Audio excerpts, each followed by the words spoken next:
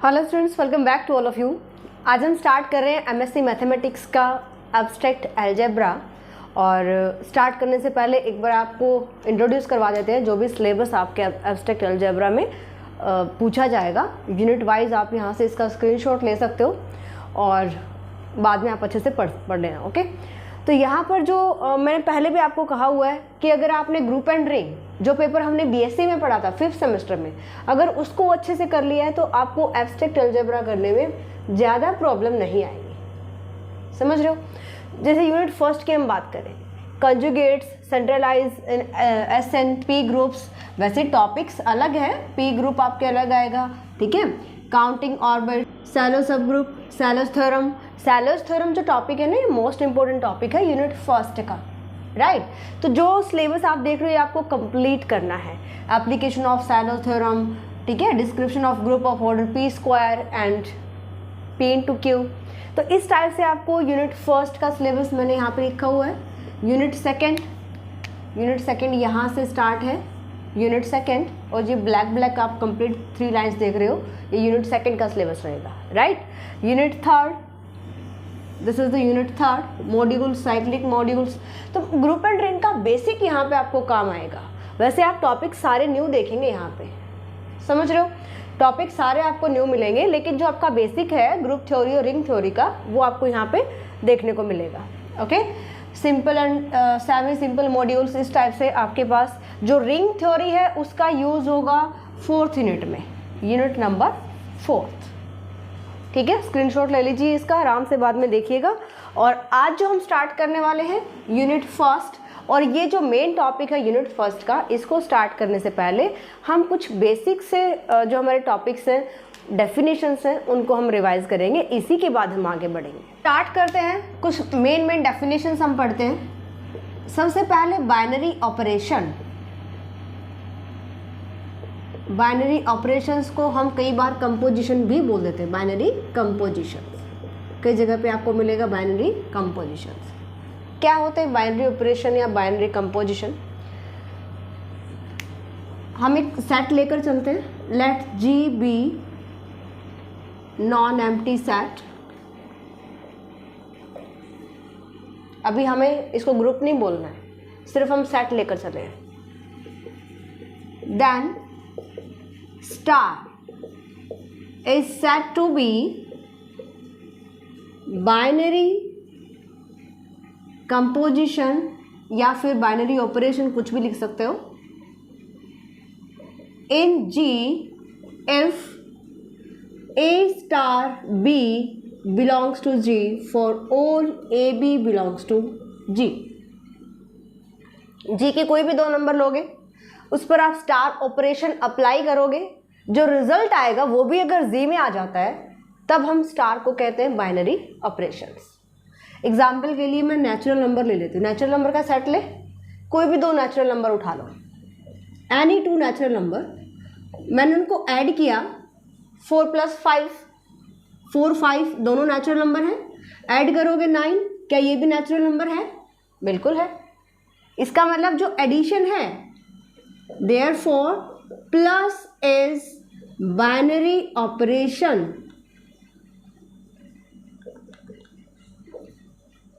for set of natural number। अगर मैं ये कहूं, क्या माइनस सब्ट्रैक्शन जो हम करते हैं, क्या ये बाइनरी ऑपरेशन बन सकता है नेचुरल नंबर के लिए? ट्राई यहाँ पे हम करते हैं, देखिए 4 नेचुरल नंबर है, 5 भी नेचुरल नंबर है। अगर मैं इनको माइनस कर देती हूँ, क्या मिला मुझे? -1। माइनस तो 5 - 4 या 4 - 5 कैसे भी कर सकते हो, लेकिन -1 तो नेचुरल नंबर नहीं होता। इसका मतलब minus is not a binary operation for natural number. आप ये किसी भी सेट के लिए देख सकते हो।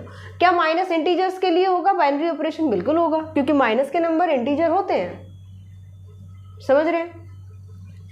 मल्टीप्लीकेशन नेचुरल नंबर के लिए बाइनरी ऑपरेशन है? बिल्कुल है। किसी भी 2 नेचुरल नंबर की मल्टीप्लाई करो, नेचुरल नंबर मिलेगा आपको। अंडरस्टैंड? क्या डिवीजन नेचुरल नंबर के लिए बाइनरी ऑपरेशन हो सकता है? नहीं हो सकता। क्यों? क्योंकि आप 4/5 कीजिए, ये तो रैशनल नंबर मिल गया हमें, है ना, या 5/4 कर लीजिए, तो ये तो नेचुरल नंबर में बिलोंग नहीं करेगा, तो डिवीजन भी बाइनरी ऑपरेशन नहीं होगा नेचुरल नंबर के लिए। चलिए समझ गए होगे, कर चुके हो आप पहले भी। सेकेंड हम देखते हैं अलजेब्राइक स्ट्रक्चर। अलजेब्राइक स्ट्रक्चर क्या होता है? अलजेब्राइक स्ट्रक्चर, अगर स्टार हमने यहां पे जो बाइनरी ऑपरेशन बताया है, star B a binary operation in non empty set या फॉर नॉन एम्प्टी सेट जी। स्टार क्या है? बाइनरी ऑपरेशन है जी के लिए। जी कैसे? Non empty set. Then G star is called algebraic structure। algebraic structure, ठीक है। जैसे कि अभी हमने यहां पे देखा n प्लस नेचुरल नंबर का सेट के लिए प्लस बाइनरी ऑपरेशन बनेगा, एग्जिस्ट कर रहा है, तो ये algebraic स्ट्रक्चर होगा, है ना। नेचुरल नंबर अगर मैं लेती हूं माइनस के साथ, क्या ये algebraic स्ट्रक्चर है? नहीं जी। क्यों? क्योंकि माइनस बाइनरी ऑपरेशन नहीं है नेचुरल नंबर के लिए, अंडरस्टैंड। तो ये अलजेब्राइक स्ट्रक्चर नहीं होगा, समझ गए।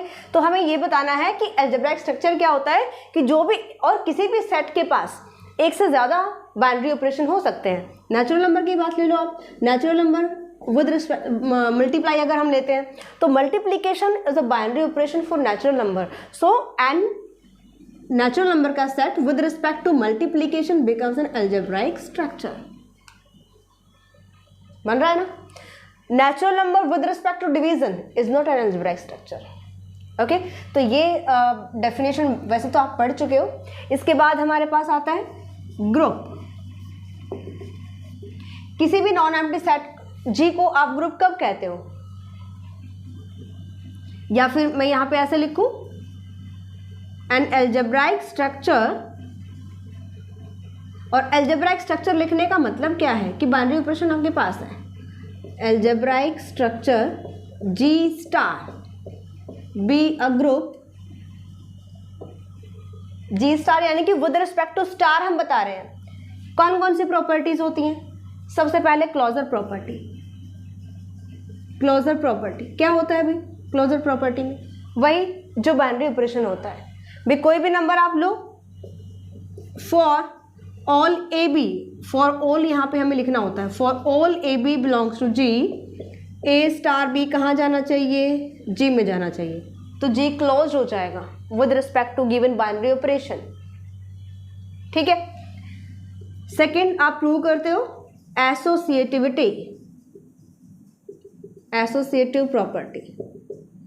एसोसिएटिव में क्या प्रूव करते हो? A star B star C equal होता है A star B star C for all A B C belongs to J. Associate करते हैं नंबर्स, है ना। Third identity.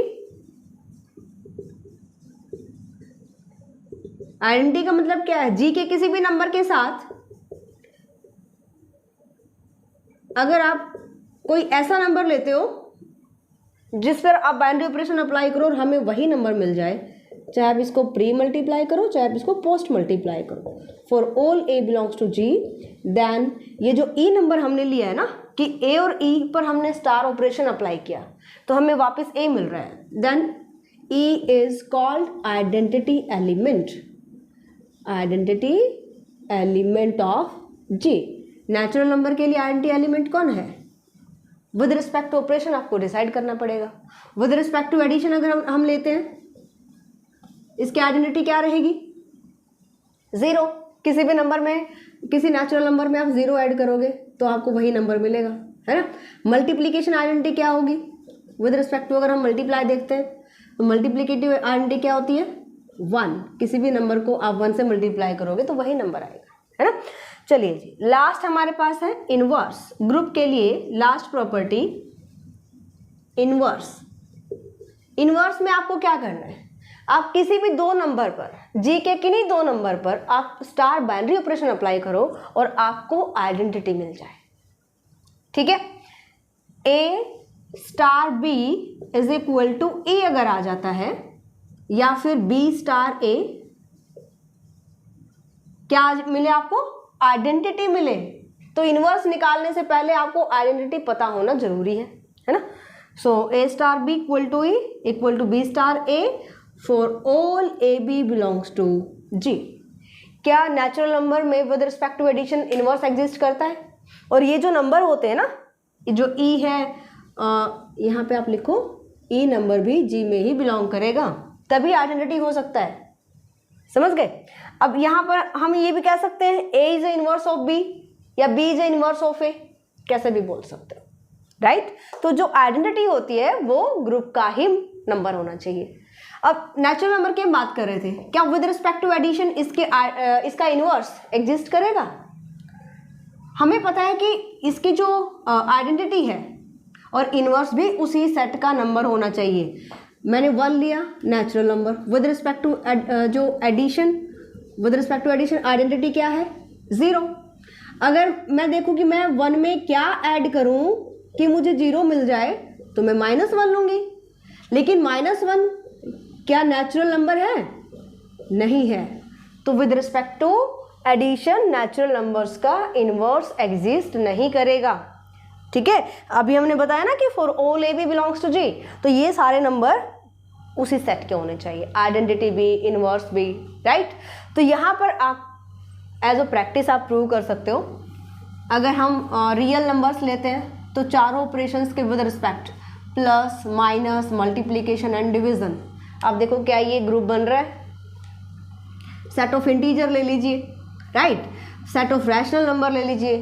तो यहाँ पर आप ये प्रैक्टिस कर सकते हो कि ये किस बाइनरी ऑपरेशन के विद रिस्पेक्ट ग्रुप फॉर्म करते हैं। जैसे रियल नंबर की अगर हम बात करते हैं तो इसमें सारे नंबर्स आ जाते हैं, इंटीजर, रैशनल, नेचुरल, इरेशनल, सभी नंबर्स होते हैं ना, तो ये ग्रुप फॉर्म करेगा, बिल्कुल, ठीक है। तो ये आप प्रूव कर सकते हो। नेक्स्ट डेफिनेशन देखते हैं।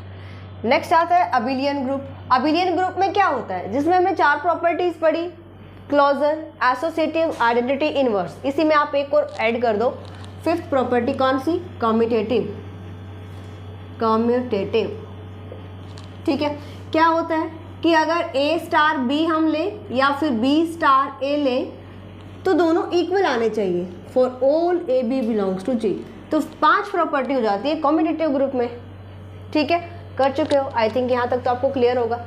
कुछ जो रिजल्ट्स हैं बेसिक से, मैं आपको यहाँ पे एक प्रैक्टिस के लिए कुछ क्वेश्चन दे रही हूँ। यहाँ पर हम क्यू स्टार लेकर चलते हैं, यानी set of rational number Q -0, ठीक है। आपको यहाँ पे प्रूव करना है कि जो Q star with respect to multiplication is an abelian group, abelian group. Multiplicative identity हर एक सेट की 1 होती है, विद रिस्पेक्ट टू एडिशन 0 होती है ना।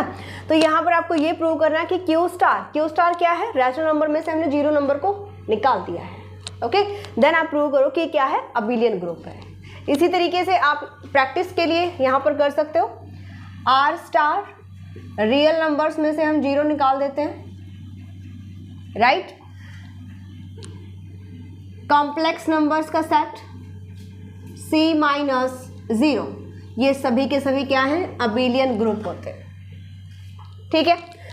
Real numbers with respect to addition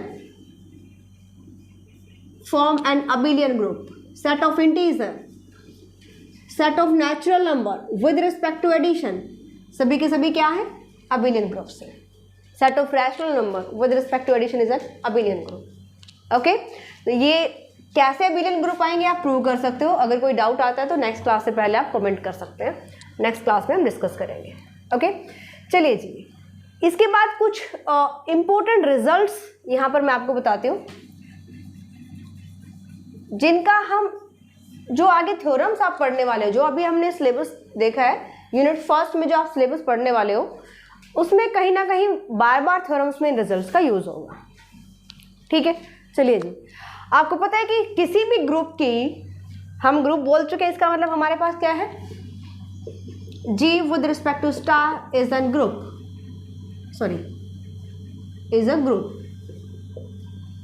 ठीक है, तो प्रॉपर्टीज क्या है? First is identity of any group is unique. पता है ना हमें, आइडेंटिटी जो होती है किसी भी ग्रुप की यूनिक होती है, एंड इनवर्स ग्रुप के हर एक एलिमेंट का यूनिक होता है. यहां पर आप ऐसे नहीं कह सकते कि inverse of any group is unique. नहीं जी, इनवर्स हर एक एलिमेंट का होता है. ठीक है. Second is every element in a group has unique inverse. ठीक है. नेक्स्ट इज, अगर लेफ्ट और राइट कैंसिलेशन लॉ की हम बात करते हैं, अगर मैं यहां पे लिखूं for all A B C belongs to G, A B is equal to A C, यहां से और आपको रिजल्ट मिल जाए बी इक्वल टू सी. आपने कैंसिल किया, ए को किधर है? ए दोनों के लेफ्ट में है ना. जी के ही नंबर होने चाहिए. हमने देखा कि बी और सी के लेफ्ट में ए से मल्टीप्लाई किया गया, तब मुझे रिजल्ट मिला b equal to c. This called is left cancellation law. ठीक है. अगर आपको ऐसे मिल जाए b a is equal to c a, then result हमारे पास आता है बी इक्वल टू सी. यहां से राइट में हम ए को डिलीट कर रहे हैं, कैंसिल कर रहे हैं, इसको बोलेंगे राइट कैंसिलेशन लॉ. ठीक है. पढ़ चुके हो वैसे आप, लेकिन थोड़ा रिवाइज हम करेंगे. नेक्स्ट, किसी भी नंबर का इनवर्स अगर आप करते हो तो वही नंबर आता है. ये सभी नंबर ए के ही जी के ही होंगे, जैसे कि यहाँ पे मैं बार बार नहीं लिखूंगी ए बिलोंग्स टू जी, जी के ही ग्रुप के ही हम नंबर्स लेकर चल रहे हैं. ठीक है. अगर ए इंटू बी और इसका इनवर्स हम ओपन करेंगे तो क्या होता है? बी इनवर्स ए इनवर्स होता है ना. लास्ट वाला नंबर पहले ओपन होगा. नेक्स्ट प्रॉपर्टी, अगर आपके पास जी है अबिलियन ग्रुप, ध्यान से देखिएगा, G be an abelian group, then you can write a into b raised to power n is equal to a raised to power n, b raised to power n for all integers. n belongs to integers. a raised to power n into b raised to power n तभी open कर सकते हो जी जब जी आपके पास abelian group होगा. ये result, ये theorems आप कर चुके हो बीएससी में. अब ये रिजल्ट आपको डायरेक्ट यूज करना है. इसका अगर हम कन्वर्स पार्ट की बात करें, जी be a group such that ab raised to power m is equal to a raised to power m, b raised to power m. ये कंडीशन अगर एग्जिस्ट करे for all three consecutive numbers, three consecutive integers, for three consecutive integers, then आप G को abelian group कह सकते हो. Then G be and abelian group. ठीक है. तो ये रिजल्ट आपको याद रखना है कि इसका कन्वर्स पार्ट तभी एग्जिस्ट करेगा जब ये जो m इंटीजर लेकर चले हो, ये तीन इंटीजर, थ्री कंसेक्टिव, जैसे फर्स्ट हो गया m, second m plus one, m plus two, इन तीनों इंटीजर्स के लिए अगर ये कंडीशन एग्जिस्ट करती है, जी आपके पास ग्रुप है, then you can say that G is an abelian group. Next, अगर किसी भी ग्रुप में for all a belongs to g, अगर उस नंबर का इनवर्स उसी नंबर के इक्वल आ जाए, a equal to a inverse, then g must be a abelian group.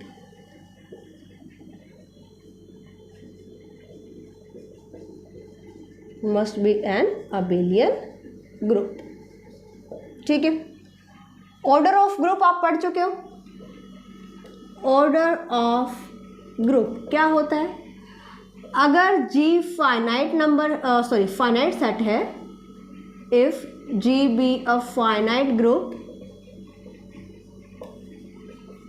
Then order of G, ऐसे डिनोट करते हैं ना, order of G, number of elements in group G. Order of G क्या होता है, अगर जी फाइनाइट ग्रुप है तो उसमें कितने नंबर हैं, कितने एलिमेंट है, वो उसका ऑर्डर हो जाता है। अगर जी इनफाइनाइट है, G be an infinite group, then order of G is also infinite. ठीक है, तो ये कुछ बेसिक से रिजल्ट्स हैं जिनको आपको याद रखना है, ध्यान रखना है। नेक्स्ट हम देखते हैं सब ग्रुप। सब ग्रुप क्या होता है, हम यहाँ पे लेकर चलते हैं G star B a group. G star मतलब स्टार इसका बाइनरी ऑपरेशन है ना। G star B group, any subset, any non empty subset आप लिख सकते हो, any non empty subset H of group G is said to be subgroup,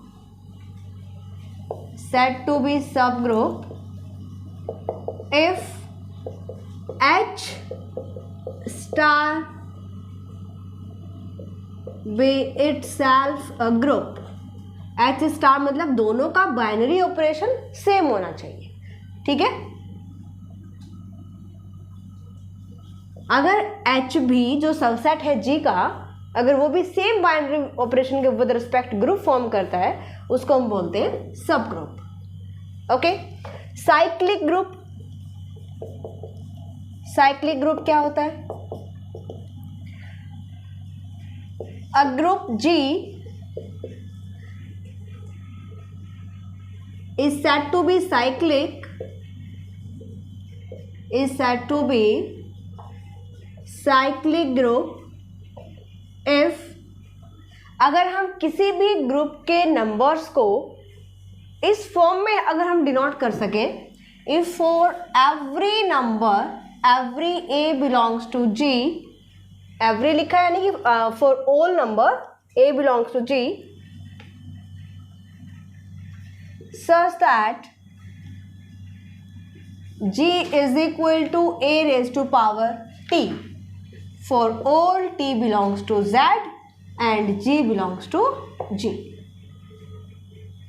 मतलब क्या है, कोई भी ग्रुप आपको दे रखा है g, है ना, अगर मैं g ग्रुप के नंबर्स लेकर चलती हूँ, मैंने कहा g1 g2 g3, मैं इस टाइप से ले लेती हूँ gn, तो ये साइक्लिक कब होगा, जब आप यहाँ पे g1 को लिखो a रेज टू पावर, कोई भी इंटीजर आप ले सकते हो, a रेज टू पावर 2 या a raise to power 0, a raise to power 1, इसको मैंने लिखा इस फॉर्म में, g3 को लिखा मैंने a स्क्वायर फॉर्म में, इस टाइप से आपको यहाँ पे डिनोट करना है।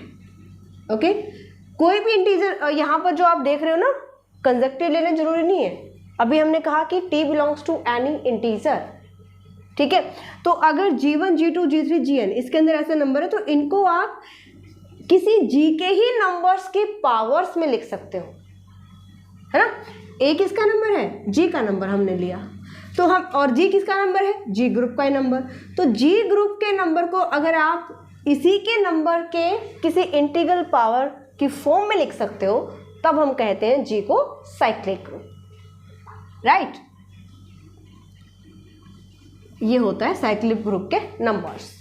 ओके, और अगर हम कोई भी बाइनरी ऑपरेशन नहीं बताते, इसका मतलब वो विद रिस्पेक्ट टू मल्टीप्लिकेशन चल रहा है। राइट, इसके बाद देखना है आपको कॉसेट्स। कॉसेट्स क्या होते हैं, जी हमारे पास है group, G be a group and H be its subgroup, subgroup. Right, for A belongs to G, A हमने जी का नंबर लिया, then A into H is equal to, किस टाइप के नंबर होंगे, A into small H. Small H किसका number लिया हमने, H set का, एच क्या है, सब ग्रुप है जी का। ठीक है, एंड अगर मैं इसको ऐसे लिखूं एच इंटू ए, अब एच तो सब ग्रुप है, सबसेट है जी का, तो बड़ा दोनों में कौन है, G बड़ा है ना। G का नंबर कौन सा है? A नंबर, G का नंबर हमने लिया, इसी नंबर के साथ तो H की मल्टीप्लिकेशन की है, राइट। तो अगर आप सब ग्रुप के लेफ्ट में मल्टीप्लाई करते हो तो लेफ्ट कोसेट हो जाएगा, अगर राइट में मल्टीप्लाई हाँ जी ठीक है, राइट में मल्टीप्लाई करते हो तो राइट कोसेट हो जाएगा। H इंटू ए इस टाइप के नंबर होंगे for all H belongs to H, ठीक है। तो ये हमारे पास है, this is the left coset, this is the right coset.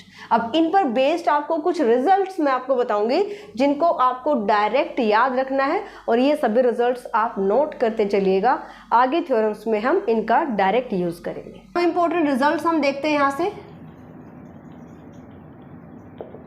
अभी हमने कहा कि H किसी भी ग्रुप G का अगर सबसेट दिया गया है तो वो खुद सब ग्रुप कब होगा? जब वो खुद एक ग्रुप होगा, है ना। यानी कि किसी भी सेट H को सब ग्रुप प्रूव करना है, सबसेट H ऑफ G, अगर वो सब ग्रुप प्रूव करोगे तो H को भी आपको ग्रुप प्रूव करना पड़ेगा, चारों प्रॉपर्टीज प्रूव करनी पड़ेंगी। डायरेक्टली हम कैसे बता सकते हैं? Any subset, any finite subset, हमने यहाँ पे सबसेट कहा, H of group G group का finite subset is said to be subgroup. Finite subset को आप G का सब ग्रुप कब कहेंगे? Said to be subgroup if and only if A into B inverse belongs to H for all AB belongs to H। समझ गए? अगर ये condition exist कर जाती है तो आप H को डायरेक्ट बोल सकते हो कि इट इज़ अ सब ग्रुप ऑफ G।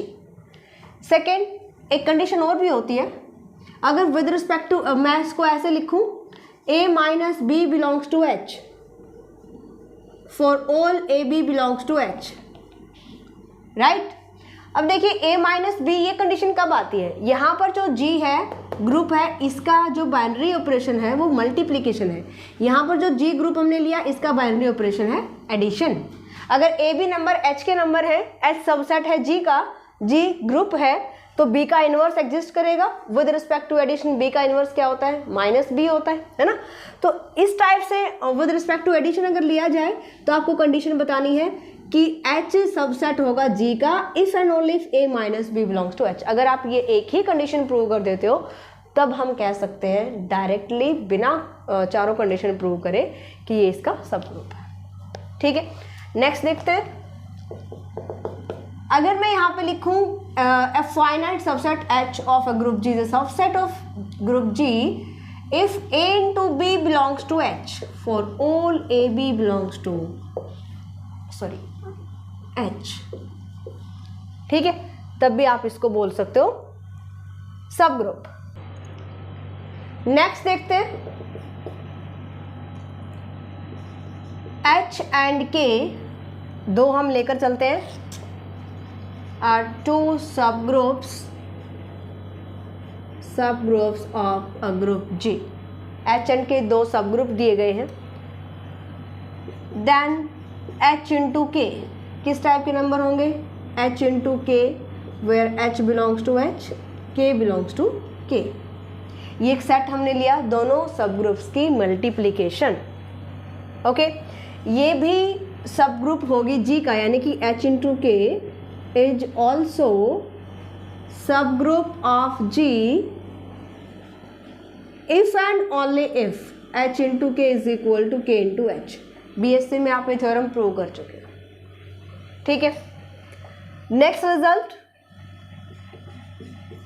अगर H सबग्रुप है G का, H is a subgroup of G, यहां पर एक कंडीशन आपको प्रूव करनी है। देन क्या होगा? H into G is equal to H, या फिर आप इसको लिख सकते हो G into H for all G belongs to G। अगर H सब ग्रुप दिया जाए तो आप इसको इस टाइप से लिख सकते हो। नेक्स्ट कंडीशन देखते हैं, फोर्थ, कोसेट्स पर बेस्ड हम देखेंगे। आप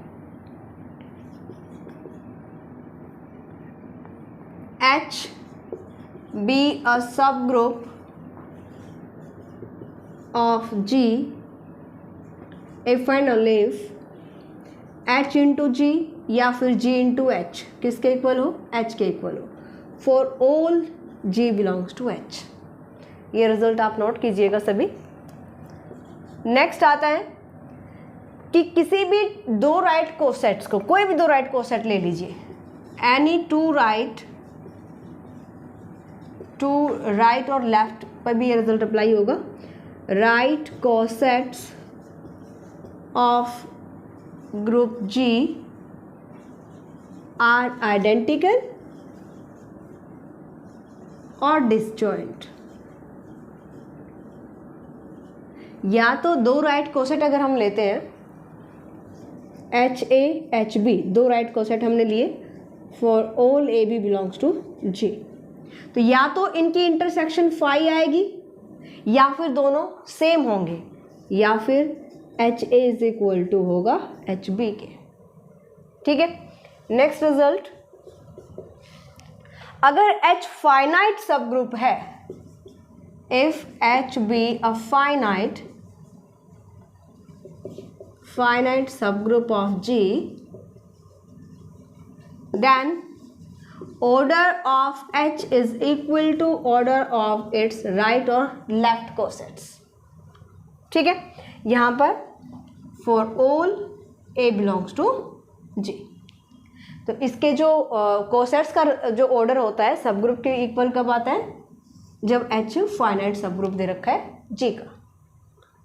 ठीक है, इसके बाद आपको एक मोस्ट इंपॉर्टेंट थ्योरम करने को मिली थी ग्रुप थ्योरी में, लैग्रेंजेस थ्योरम ऑन सब ग्रुप।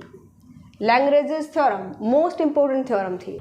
क्या स्टेटमेंट थी लैग्रेंजेस थ्योरम की, कि एवरी सब group H of a group G, कोई भी सब ग्रुप फाइनाइट सब ग्रुप कैसा होना चाहिए, फाइनाइट सब ग्रुप G का, इसका ऑर्डर डिवाइड करेगा ऑर्डर ऑफ ग्रुप को।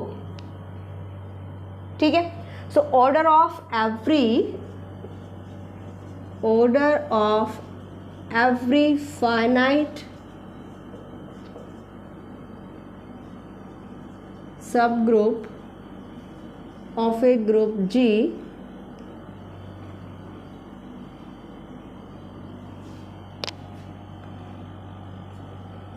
is a divisor of order of G।